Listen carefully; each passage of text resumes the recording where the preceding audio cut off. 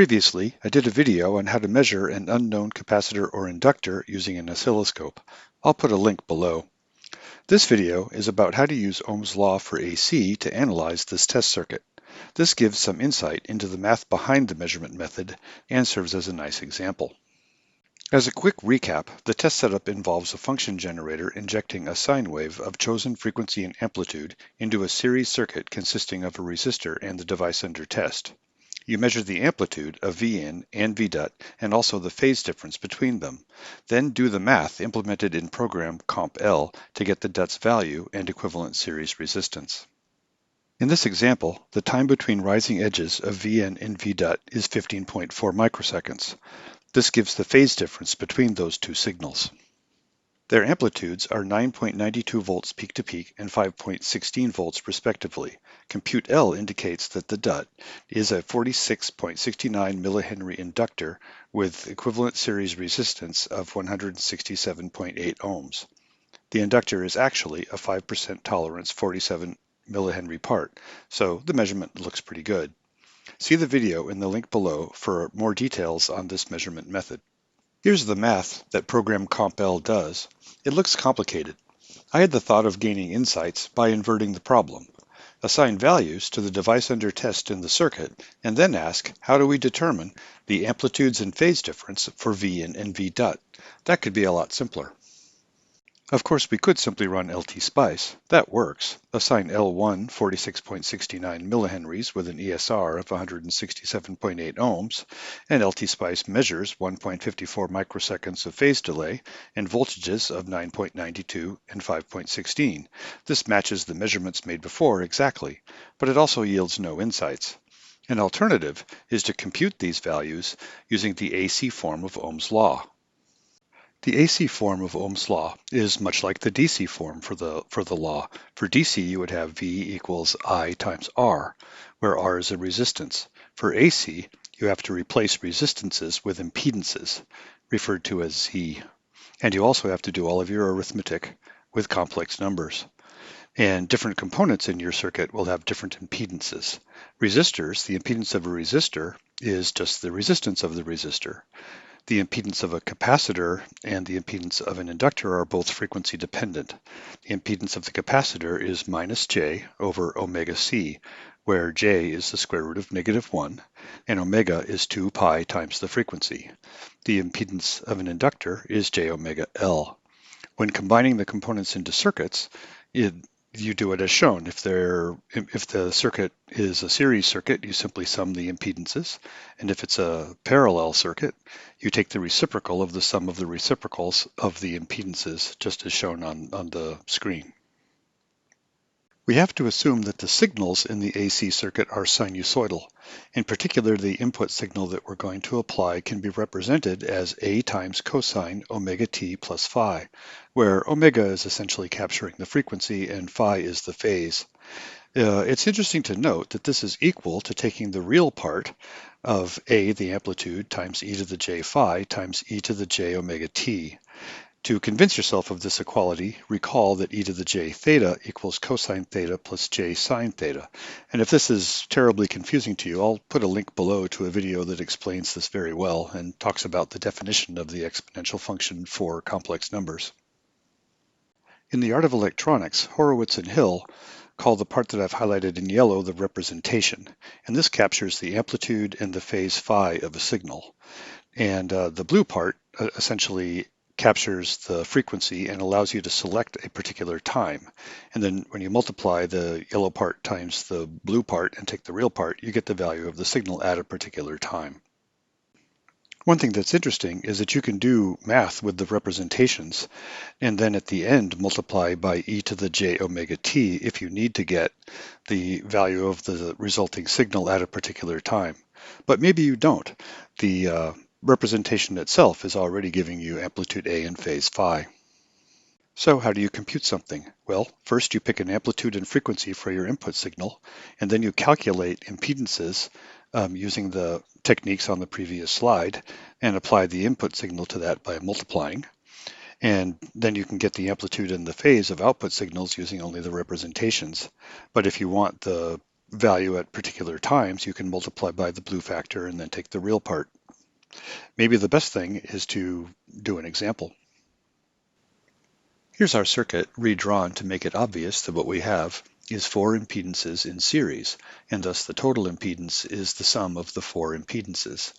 The first impedance is the output impedance of the function generator. Its value matters to the amplitudes of the signals Vin and Vdot. The second impedance is the resistance of the test resistor, and the third impedance is the equivalent series resistance we measured for the device under test, and the fourth impedance is just that of the inductor. The next step is to get formulas for Vn and Vdot. What we have here is just the AC equivalent of a resistor divider network. The math is actually the same. From Ohm's law, we know that the current is equal to A divided by the sum of the impedances. But the current is the same at all points in a series circuit, so it's also true that the current is equal to Vn divided by Z2 plus Z3 plus Z4, and also equal to Vdot divided by Z3 plus Z4. That makes it easy to solve for Vn and Vdot in terms of A and the impedances, the Z's. It's shown on the slide. Next, we have to assign the Z's, the impedances, their actual values, and do the complex arithmetic. For that, I'm going to use a programming language called Julia. It's intended for scientific computation, and it's good at doing complex arithmetic. But other programming languages are also good at complex arithmetic. For example, you could use Python. Here on the left, we have our Julia program. I'll talk in a minute about this function to complex wave. But to begin with, we set our frequency to 10,000 hertz, our input amplitude to 5 volts. This is not a complex number because we're assuming that its phase phi is 0. The impedance of the function generator is 50.4 ohms. Our reference resistor is 4,660 ohms. Our value for the effective equivalent serial resistance of the inductor is 167.8 ohms. And our inductance for the inductor is 46.69 millihenries. So now we use these values to initialize our four impedances. Z1 is equal to the function generator's impedance. Z2 is the reference resistor value. Z3 is the ESR. And Z4 is the only one that's complex. So that's Im, which is the square root of -1 times 2 pi times f times L. And then all we have to do is do the complex arithmetic to calculate Vn, Vdot, and I, the current, just because we can. And then after that, we can calculate the phase difference between Vdot and Vn simply by subtracting the angle of Vdot, the complex number, and the angle of Vn, the complex number. And then finally, we can convert that to a phase difference in time by this equation here, theta divided by 2 pi f. Now to run our program, we need to include it into Julia, and we can do that just by pasting this include statement into Julia. So that loads this file and does the computations. So at this point, we could look at Vn. Now this is the representation of the Vn signal.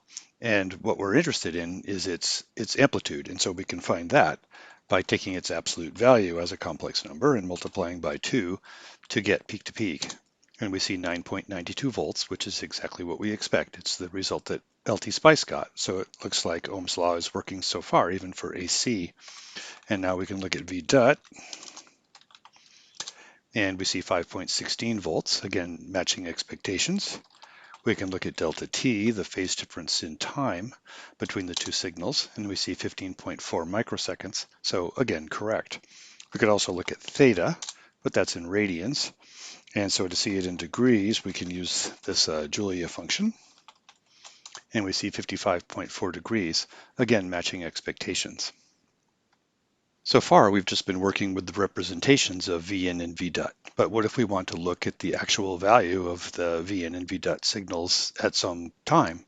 Well, remember to do that, we have to multiply by e to the 2 pi f times t times the square root of -1. And that's what this function 2 complex does. So it takes as a parameter a representation, also a particular time and a particular frequency, and it would return the value as a complex number of the signal at that point in time. Now, this function plot 2 is allowing us to plot two representations. So it makes use of two complex wave and also takes the real part. So that's the last step in looking at particular values. So to see how that works, we can just run the function plot2, and we can use vin and vdut as our representations. And Julia pops up a window, and in that window we see rep1 is vin, which is the longer one that's almost 10 volts peak to peak, and red rep2 is vdut, and you can see their phase shifted and that its amplitude is also correct. So this is showing how to get the particular value of a signal at a particular point in time, and in this case graphing it using Julia. We have seen that the AC version of Ohm's law works to analyze our test circuit and determine amplitudes and phases of the output signals Vin and Vdut. This gives some insights into the equations from the Tektronix app note. To get their equations, we would have to solve for L and R ESR in our equations. That would be tedious, but the way forward appears plausible. I'll end this video here. Thanks for watching. I hope you found it interesting.